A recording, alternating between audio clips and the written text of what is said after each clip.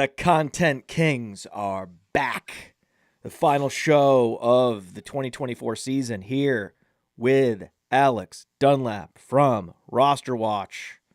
My friend, we have a challenging slate. We're going to talk about the challenging slate. We're going to talk about Michael Penix.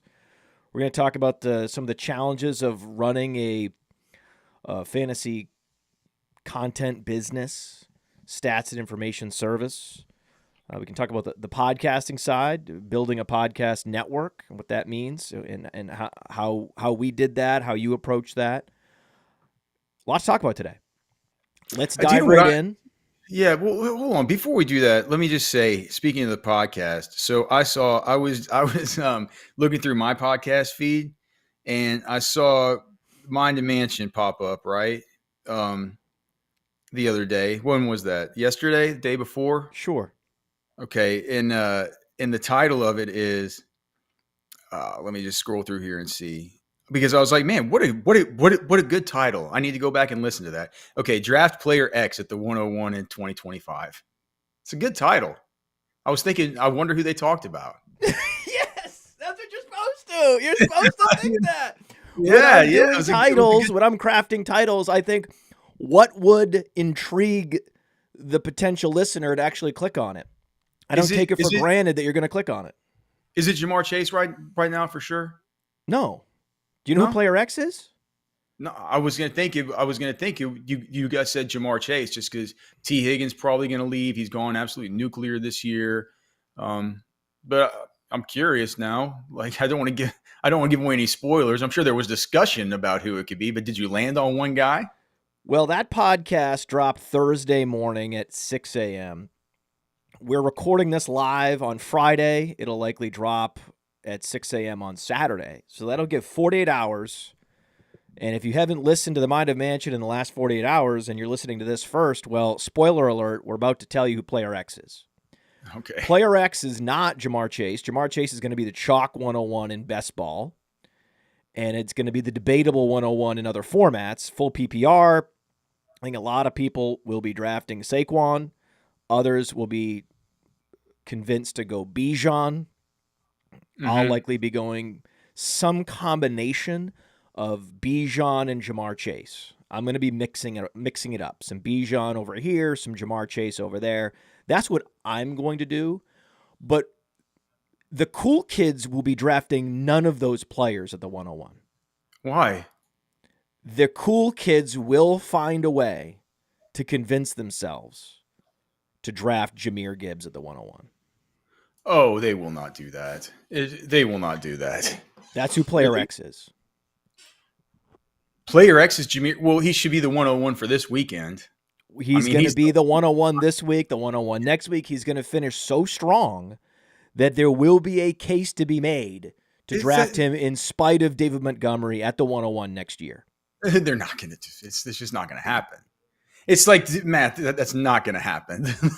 That's not. It's because I know how people can be, but I think that the cool kids, and I know how the cool kids are, right? I know these cool kids. They can be unbelievable. I mean, just cockamamie.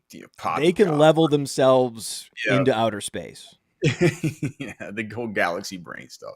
Yes. But I think that even though they are so cockamamie,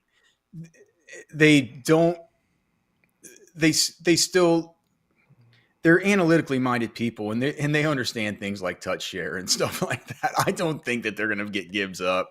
Well, that's the show. That we've given away the show. It's still great content, lots of other topics to discuss on that show. But yeah, I mean that was the I appreciate you noticing that I try to title things well. We did a Sonic Truth show the week prior, and the title with or without Alan Kozlowski? Without Alan. Alan is very busy. Alan has deprioritized the Sonic Truth and the Podfather, sadly, and our audience. And he should be ashamed of himself, and I think it's a suboptimal career decision, but Alan has to live his own life. And the title of that show with Jax Falcone. So Jax Falcone has been taking over for Alan. Jack's more of an analyst, so I'm doing more sort of show hosting, show driving now that Alan is abandoning us. And the title of that podcast was... What is it about that show that gets like the bald guys all something about it? These bald dudes kind of get beaten up on in the show, man, somehow, and just end up wanting to leave. We got to get Nate the grandfather offer or the godfather offer, or maybe a grandfather offer, right? Bald men seem to get disproportionately eviscerated on that show. Just wild, isn't it? It's weird. Yeah, it's weird. Yeah. It's a very mean show for bald people. In fact, if you're a bald person, I can understand why you're just like, you give up on the show. You're like, listen, I love the show. The content's the best. The rapport is amazing, but I just can't handle the wall of negativity for bald men here. The bald men seem to get just unfairly treated episode after episode. I get it. I would get why they would just be sick of it. I'm done with it. I got to take a stand. I'm taking a stand for bald men all over the place. Listen, the title of the show last week was Playoff Trades That Make People Sick. Okay. What does that mean? Because there are trades happening without a trade deadline in Dynasty. It's a Dynasty show. There are trades that happen inevitably every year in Dynasty leagues that don't have a trade deadline that make people sick in the playoffs. So you have a Week 16 trade that goes down. Someone's unhappy. Yeah, I would think, and I need to look. I play in so many dynasty. How many dynasty leagues are you even in now? I'm sure you're probably in a million. 15. Yeah, I'm in too many. Too many different like sites to have to go do all this stuff and like. But I don't even know the exact rules in all of mine. But like the one that I'm in, this is my oldest one that I know I know all the rules. Is in that one you can't, if you're out of the playoffs, you can't trade with playoff teams. Most leagues allow you to trade because they say, hey, everyone is trading in their best interests. So trade all year, no trade deadline. And that league is a little bit more restrictive with certain things. That's an odd league. So maybe it's the other thing with that one is it's not that anybody cares about. The other thing about that one though is that it's a dynasty league, but you only can keep them for 4 years, just because that they want to incentivize trading. So I get it. I mean, there are some trades that can happen in dynasty that would make me sick. So, for example, someone trades Aaron Jones to a contender for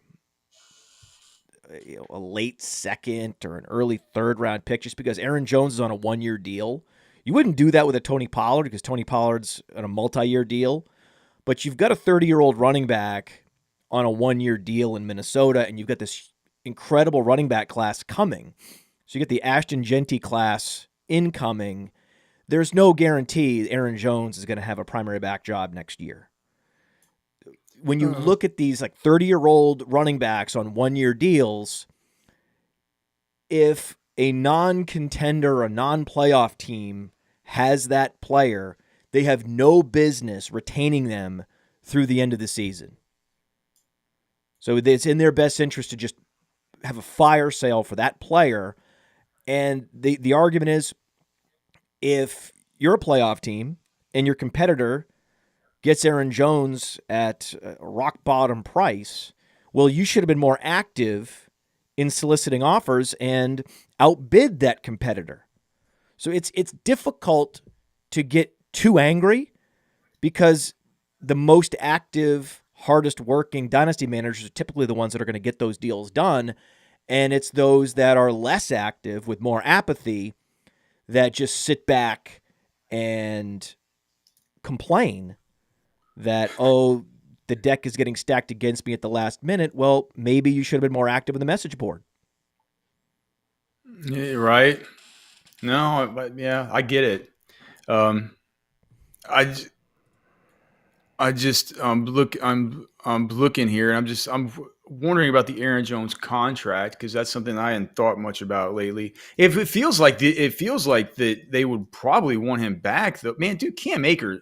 Have you watched Cam Akers and stuff like that? Guy stinks. I can't believe how bad he looks. He's very dusty. So I wonder, is this a take of yours? Is this a position you're taking? Is this what you're bringing? Is this what we're doing on Content Kings now? So, we're talking about Cam Akers and how dusty he is. Yeah, we can talk about this. Is what we're doing. So we are streaming to Player Profiler and Rosterwatch, and is it like we're talking about the future of Aaron Jones? I mean, I would think they would like to keep him. He's not. It's not like he's that expensive. Just say he's on a 1-year deal, Alex. What do you have? A total cap hit of 3.5. I'm sure he'd take $3 million. You know, $3 million over the next $2 million or so base. Get him through the I think he looks still fine. You can get him through age 32. I mean, like the hard part about that is, though, Matt. Here's the thing: somebody's going to take him, and it's not going to be as good as Minnesota. That's probably what's going to happen, because there's a big influx of talent at the running back position. So he's probably going to be back to where he was in Green Bay, hoping to get a 55% opportunity share.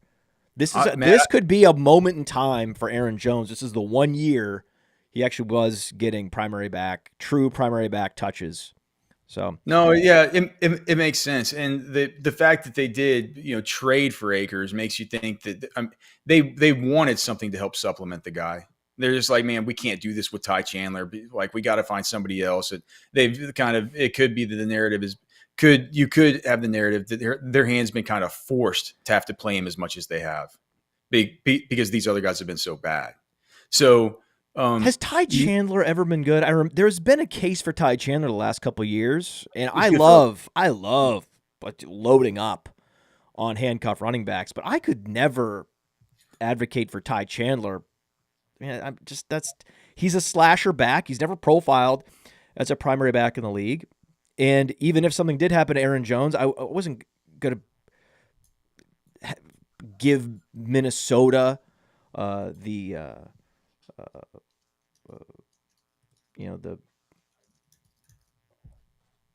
credibility of just going with a slasher back for the rest of the season. I don't think they would do that. They're not going to do it. They wouldn't do it. So that's just not the type of running back that I would tag as a true and proper handcuff back in the league. So, question for this week. Well, can we just say the one thing too? Also, you just said it in passing, but just about how good not necessarily good, but just how deep the running back class is this year. We're gonna some of these backfields are set to get nuked. They're set to get nuked, and I think they're going to be guys like whenever you talked about the 2025 stuff. One guy that I think might end up being a slight bit overdrafted in these initial best ball drafts, pre-NFL draft best ball stuff. It could be everybody's favorite Chase Brown, who another guy who I love this week again. But I'm thinking, dude, there's no way the Bengals, all these guys, like, they don't even have to draft like Ashton Genty or Dylan Sampson or Omarion Hampton or any of these guys. There's dudes like, I mean, this thing is deep, dude. Yes. This year. Like, it's. I think there's like 15 guys that you can. We're going to be at the draft house, and we're going to all be saying like, "Well, that's a sick fit for this team." Wow, that's a great fit for this team. You know who could be eliminated super early from fantasy relevance is Trey Benson. Trey Benson is the one guy where I'm like, we could just be 4 years away from even talking about Trey Benson ever again. Trey Benson seemed like a nice handcuff option, but he never was. I never had him as a top 3 I had all these lists of my top handcuffs, and it was, Vidal would get in there, and it was always Corum and Ray Davis, and never with the Trey Benson, because when you look at what the Cardinals' tendencies are, they don't have a set breather back. They're putting in DeMarcado just as much, if not more, as they're putting in Benson when they want to give James Conner a breather. So that's not a proper handcuff either. So Trey Benson was a fake handcuff. Ty Chandler was a fake handcuff. I thought that was a pretty easy call, pretty easy to see. And now you have James Conner signing this small extension. Mm-hmm. And that's not a long-term solution at the running back position. They're not sold on Trey Benson. Cardinals could easily draft a running back. Easily. They're looking at their running back room going, we don't have any difference makers in our backfield, and they convince themselves to draft a running back. And then where does that end up? Slotting in Trey Benson. Then he's a third option if he can beat out DeMarcado in 2025? No. So Matt, if Connor were to have a season-ending injury, it would be Benson that would get the biggest elevation. I think it wouldn't be. Yes, he would get the biggest elevation, but he wouldn't be like a Corum or a Davis going into a workhorse role. That's not going to happen. No, I mean that is not going to happen. You could see the Dolphins moving on from Mostert and bringing in another running back. And then Jalen Wright is just that much farther away from. This is the problem. This is the problem when you actually game it out. What you really want heading into 2025 is backfields that you can't imagine a team convincing themselves that they need to continue to invest in that position.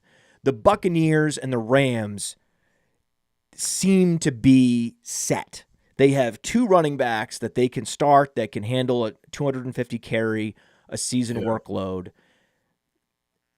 Lions set. Yeah, the Lions maybe, or maybe they're spooked by this David Montgomery injury. We've already paid him good money for the next 2 years. I know they are, but they could easily draft a running back in round 4. This running back class is so deep. And the Lions have so few needs. Who's to say they're not going to make a luxury pick for a running back that they like, they got enamored with throughout the process? He falls to them in the 4th round, and to them it's an upgrade on Craig Reynolds. See, they're thinking about it as an upgrade on Craig Reynolds in terms of just roster depth. Yeah, I mean, I get it. I think that the Lions, they probably wish that they could go draft some guys right now with all the injuries they've had. I would hate it for such an awesome season for those guys to get derailed just by how injured they've become. It's just really, really tough for those guys. And it feels like everybody's jumping off the ship. It was like everybody's saying this is the best team we've ever seen, all this. And, I can understand why. It's a bunch of just very, very, very major injuries. And every week there's like, oh my God, it's like every week the announcers on these games are saying, I can't believe it. Another defensive starter just went down. They're down to like only 2 starters from the beginning of the season that are healthy right now on defense. And, then Montgomery and just all it's been tough, dude. Now all anybody wants to talk about is about how the Bills are the best team in the league. Their offensive line is still largely healthy. Their skill position players, other than David Montgomery, still healthy. So it's not over, man. It's not over for the Lions. They could figure this out. And they could win some shootouts in the playoffs. That's why the NFL is fascinating. We're going to watch it. We're going to pay attention, and it's going to be fascinating to see how it plays out, especially in the NFC. I think the NFC is wide open now, where the Lions seem to be the clear favorite now, not so much. So, listen, every week, the NFL, this is why it's the dominant sport. So, you mentioned Chase Brown. Michael Penix is announced the starter in Atlanta. Chase Brown was famously incompetent at the Senior Bowl. Yeah, he had a bad week. Tough week. Michael Penix, underwhelmed at the Senior Bowl. Yeah. Talk about some players that had bad Senior Bowls and somehow were able to turn it around at the NFL level. Who has tricked you the hardest at the Senior Bowl?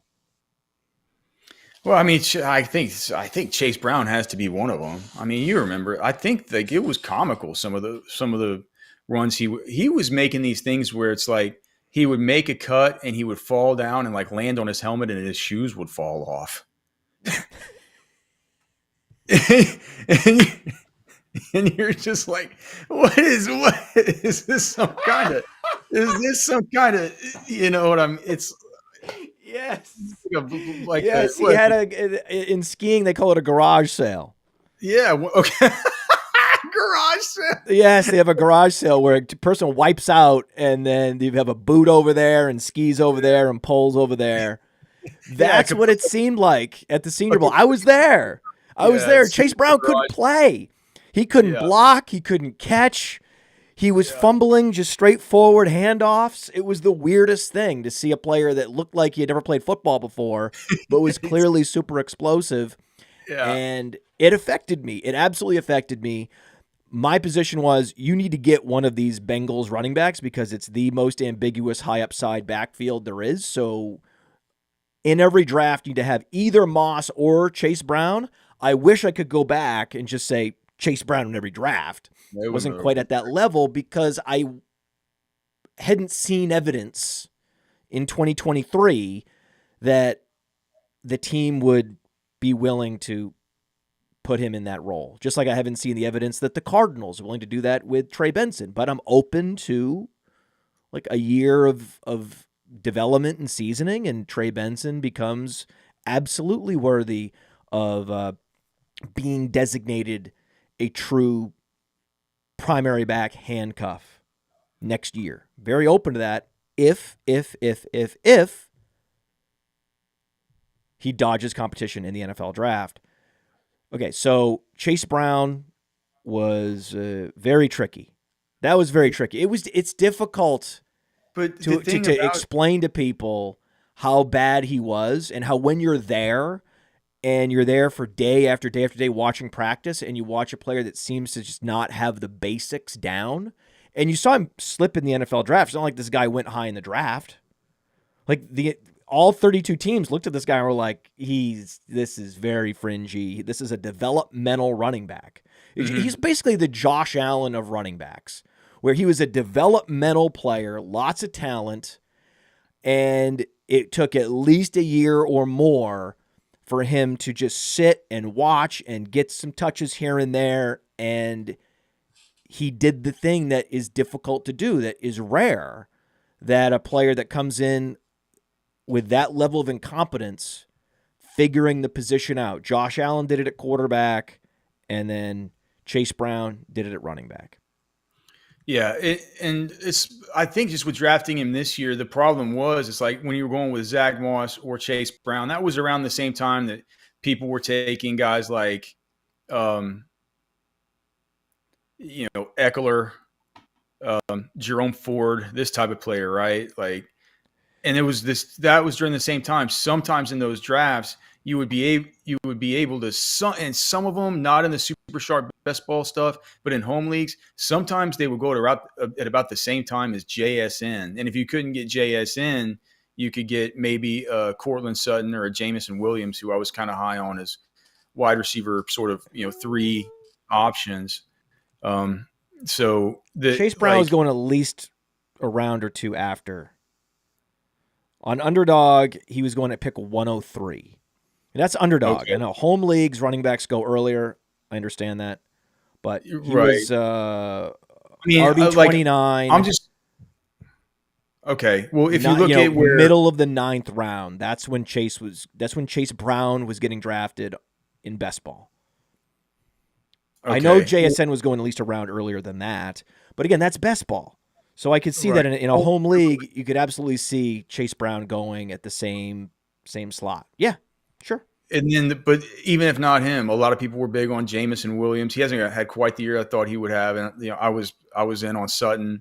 And my deal was in the next round, I can try and get Dowdle, which didn't turn out to be bad, but I would clearly have rather had our people have more Chase Brown. But it's one of those things about navigating drafts. It's like, what are you going to do, man? This, if you navigate it, mostly correctly, especially at the very top, I think you're going to be off to off to a good start. And like, that's why I love the fast draft game, because it's like, I just think the most important thing is just, mapping out your first 6 picks. Right. And then just like, you could fill stuff out from there with how you think the rest of the draft's going to fall.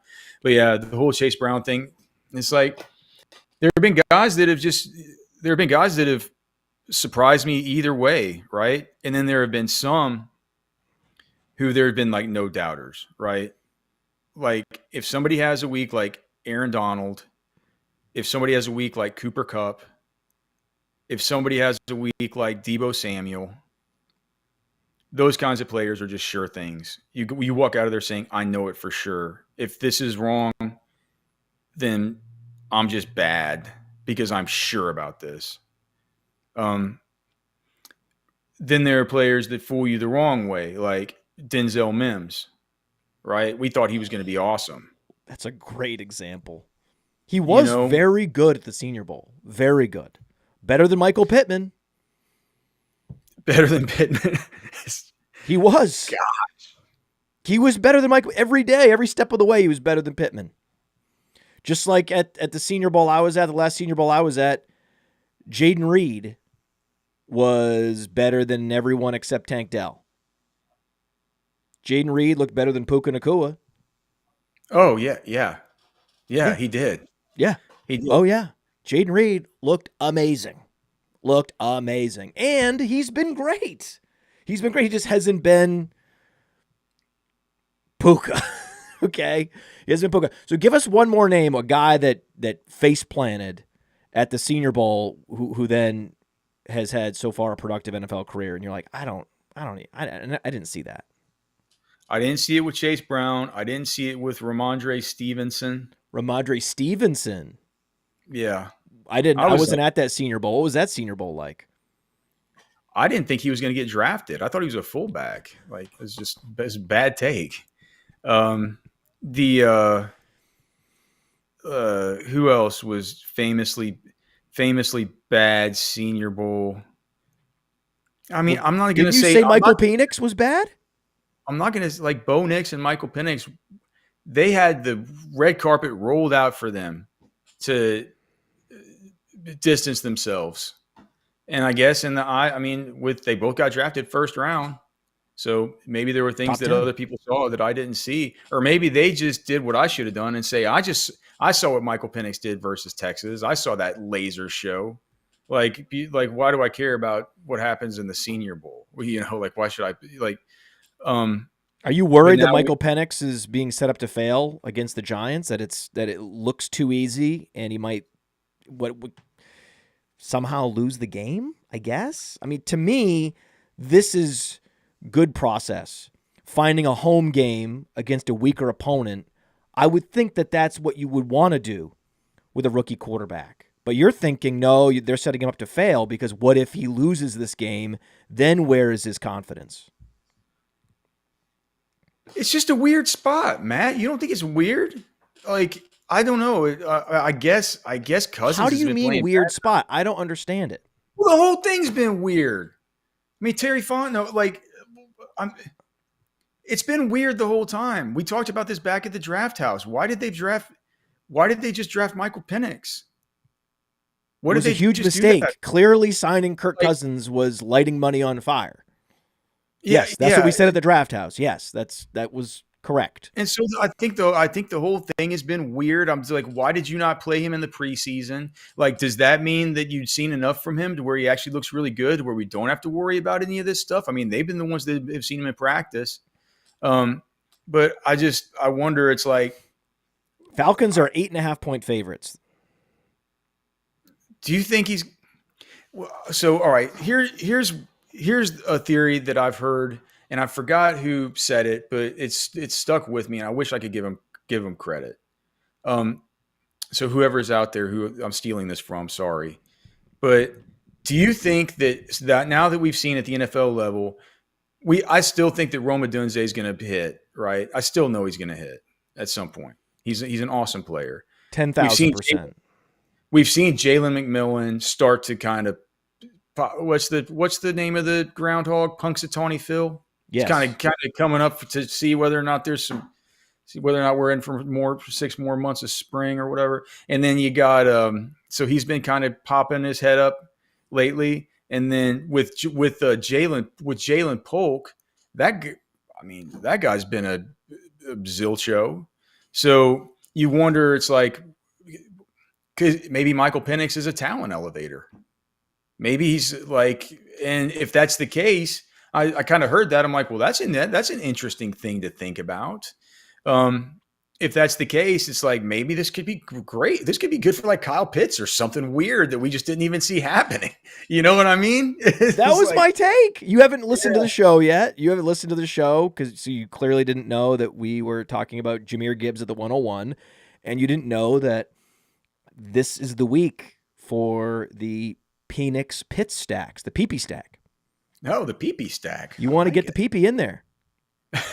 Well, in some ways. Yeah. I'm aroused by this Penix. I really am. My one concern is if they're still in playoff contention. And I'm just like, man, I understand maybe if they think Penix gives them the best chance to win, he gives them the best chance to win. And I would just hope that they, if he goes out, I don't think he'll go out there and face plant. But if he goes out there and he doesn't perform quite that well or whatever, I just hate seeing these guys get broken. You know what I mean? I hate seeing the fan base kind of turn on him and just say, that whole thing was a disaster. Let's fire the GM that brought us Cousins and this bad quarterback and yada, yada. Atlanta is a 25.8% probability of making the postseason. So they're very much still in it. They're one game back of Tampa Bay.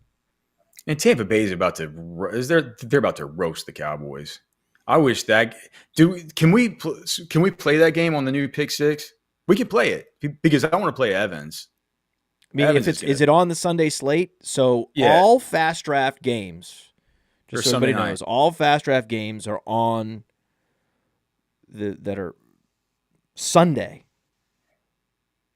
are on, right? So we have the Sunday night game. Yeah, all FastDraft games include all FastDraft tournaments include all Sunday games, including Sunday night. Or if there's a London game, because why not, right? Why not? I mean, Monday night, no, we're not doing Monday night, but I want to make sure people have all those Sunday games at their disposal. You going to do a Christmas slate?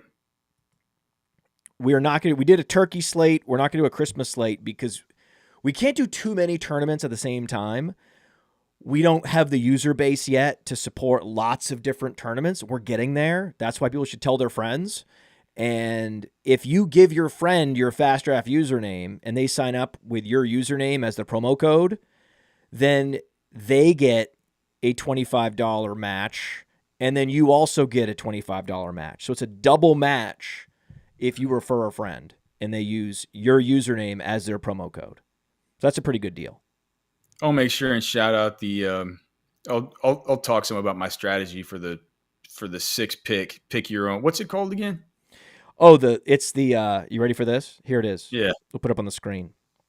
It is the Quick Six Super Slam. Yeah. The Quick Six Super Slam is our new format, and there's no draft. So the Flex 6 Frenzy is you draft against 9 other people. Super fun. Join a draft, and you'll have it's great. Drafting every week. Here, you just pick your favorite 6 players for the slate. This is the leveling war game. This is where you just pick 6 guys, and sure, you could pick the 6 guys that are highest on Fantasy Pros and get in like a multi-way tie with someone if that comes in, or you could try to get unique, find at least one guy on the slate that's lower rostership and go with him. I think given the size of the tournament, you only need to take one guy. I would only, strategy-wise, just one guy that's a little bit off the chalk list. That's all you need to do for the Quick Six Super Slam. And then as the tournament gets bigger, the cool thing is as more people are using the app and the tournament gets bigger, the prize pool gets bigger, then we'll be able to have, different strategies winning. You'll need to get more and more unique as the size of the player pool that are actually of the players that are playing the game, the user base grows, then you'll need to get more and more unique. You're going to be incentivized more and more to not go with the chalkiest of chalk lineups. But the tournament's small enough now, I think you can stick mostly to chalk, and you won't be facing a tie for first. Get James Cook in there, man. So your pick for this week for the Super Slam is James Cook. Oh no! I mean, my picks would be as far as because I don't think he's a top 6 option. So if you want to pick one guy who's not a top 6 option, 2.1% or something. No, I mean, I think the plays this week are Jahmyr Gibbs, Chase Brown, James Conner. What about? Are you worried about Jamar Chase this week? About how on earth Cleveland's going to push with Dorian Thompson-Robinson? Yes. In DFS, I'm not sure I'm going to. The opposing quarterback is very important. No matter how good the player is, the opposing quarterback is essential to fuel a shootout. Is T. Higgins playing? He was on. So it said, like, I just saw a report. So with T. Higgins, it said he's in uniform for practice today, was working with the trainers on the side, which has been the norm in recent weeks. So if T. Higgins plays, you're going to want some fireworks. You're going to want that team to be pushed in some way if T. Higgins is playing in order to play Chase confidently. DTR is not going to push him. No. Jameis would have. Yes. Why did they go to Dorian Thompson-Robinson? Just to have the final verdict on what this guy is? No, but it's because they know that Jameis isn't it. Right? I know. That's what I'm saying. So they want to, there's some unknown still with Dorian Thompson-Robinson, and we're going to get all the unknowns solved this week and next, and then probably have to go back to Jameis Winston in the final game or two. Right? Can Dorian Thompson-Robinson even last the whole game?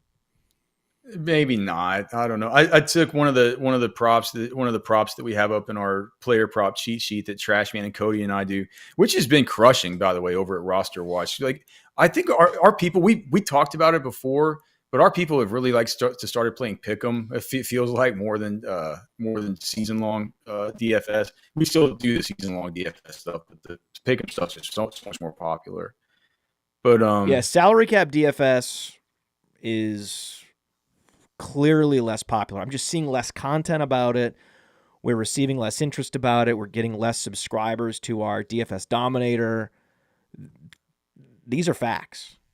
The pick'em offerings and the pick'em contests are more interesting to more people. And the beauty of what we're doing at FastDraft is the elements that people like about pick'ems are present in the FastDraft contests. But it's still fantasy. You're still building a fantasy team, and you're still playing fantasy football with fantasy standings against other fantasy players.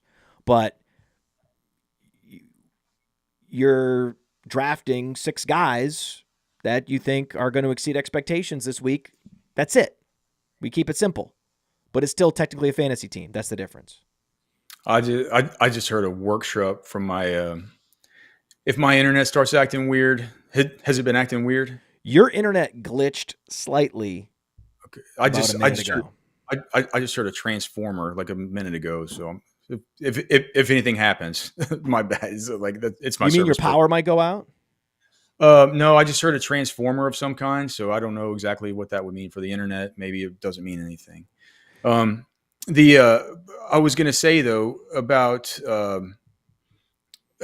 the. That kind of threw me off. What were we saying before about on the pick'em? The thing about DTR was he has his longest, like there's a longest completion number on him that's basically the same as everybody else. It's like sitting at like 33.5 yards, and it's the same as like Josh Allen or Jalen Hurts or something. I'm just like, how is everybody just not taking the under on this thing? Is he going to be? People think this guy's going to light up the skies with a bunch of 35-yard plus completions. Well, he also doesn't have anyone that runs a sub 4.40 on the roster. I guess Njoku doesn't, and he's not going to play, right? I guess Njoku's probably not going to. Have we heard about his practice availability today? The way you would get there is Njoku with Yak. That's how he could get there. But you're going to need some yak, and Jerry Jeudy is a catch and fall down. He's a catch and fall down wide receiver. Yeah, for sure. We'll see if they get Tillman back. But the thing is, Tillman's not a Blazer either, though. Yeah, and the thing about him is that was strictly a Jameis Tillman deal. They had a little bit of a mind meld, right? Hey, speaking of that, did you see that they opened up the 21-day practice window for Chris Olave to come back? Yes. Why? I don't think he should, but I do think he is a screaming buy in Dynasty. He is coming back. It's more evidence that he's not retiring. Who's the last player that retired at that age with a concussion? It's very rare. If a player is any good and they still have the ability to play at a high level, they're likely coming back no matter how gruesome the injury was. They're coming back. My default assumption is they're coming back. And if Chris Olave is not retiring, why are you heavily discounting him in Dynasty? Yeah, I don't know. Maybe because he played for Ohio State, and everybody now is saying just LSU is just better than Ohio State as far as these wide receivers now. Yeah. Okay. All right. Great. Cool. I still love Olave. I have him on every Dynasty team, dude. You should be acquiring him, even if you don't have him. Now you can go acquire him and get 100% of him. Absolutely. What does it take? I would love to. You know what? I'd love to have. Have you done a price check on Olave recently? What's the price? What is it? Let me guess. The 2025, because we're not going to get we're not going to get great wide receivers. That's the other reason to go trade for Chris Olave. We're going to get one that's going to be real good, and then two that are probably going to be pretty good, right? McMillan, Bird, and Hunter. And Hunter's going to probably be the first. So, well, let me just get. Does it need to be like the 110 or something to get Olave?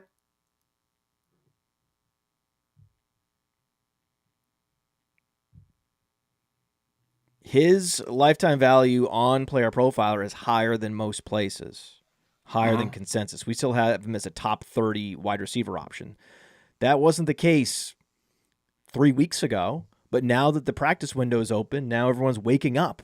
Like, oh, okay, I guess I need to get Chris Olave. I guess Chris Olave is coming back. Yeah, no kidding.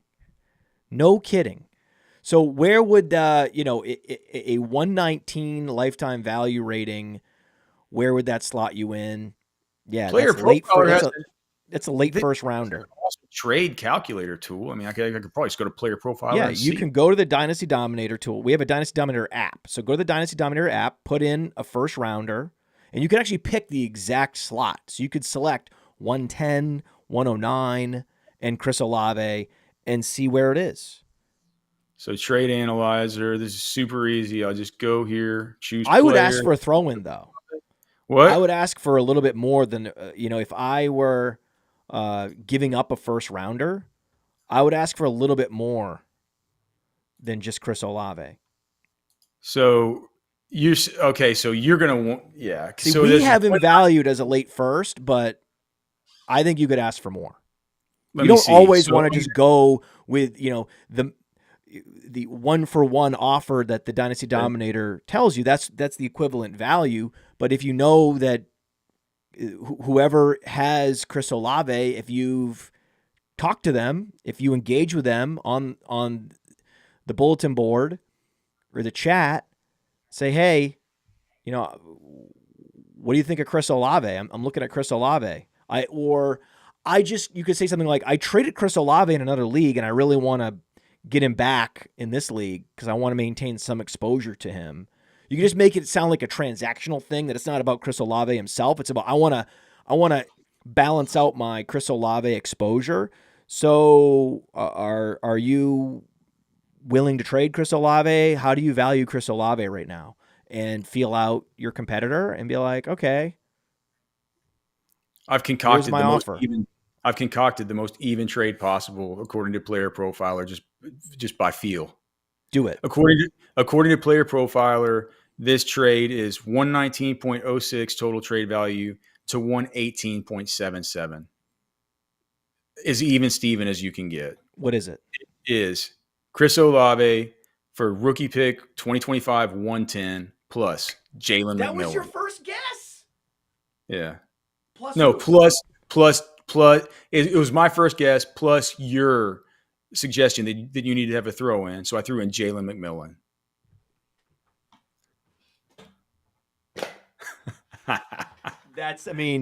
Bingo.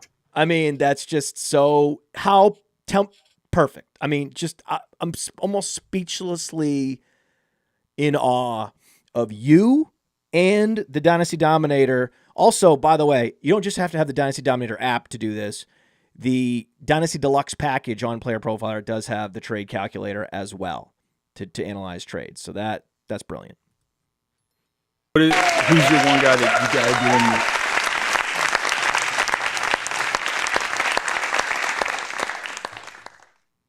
do? All right, so the kids have early release. I got to get out of here. Who's your one must play this weekend? Who you looking most forward to seeing? Who do you got to get in? If you're, I guess in the pick six game, you're in the flex. What's it called? The double time. Double time. You can choose whoever you want. Who do you got to get in? It is the Quick Six Super Slam. Quick Six Super Slam. The Quick Six Super Slam. And in the Quick Six Super Slam, I really want to go with a running back. I love stacking. I'll just say this. I'm gonna give you two guys. Stacking Puka and Devontae Adams. I love that this week. I love that with the Super Slam and with these all flex contests. I love stacking a player from each team in a game that I think is going to hit the over, and that's it. That's the one that fits perfectly. It's Puka and it's Devontae Adams. For my stack, give me the late night hammer. I'm gonna come raid the castle on you guys. Throw up a grappling hook into your room. Scale the wall right at the very end. I'm gonna have Mike Evans stacked with CeeDee Lamb. Hey, I want to thank you for being part of this broadcast. If you have any thoughts on it, leave a comment. If you enjoyed it, make sure you leave a like. And if you want to see more shows on the Player Profiler channel, subscribe to it. That's how we know you want more.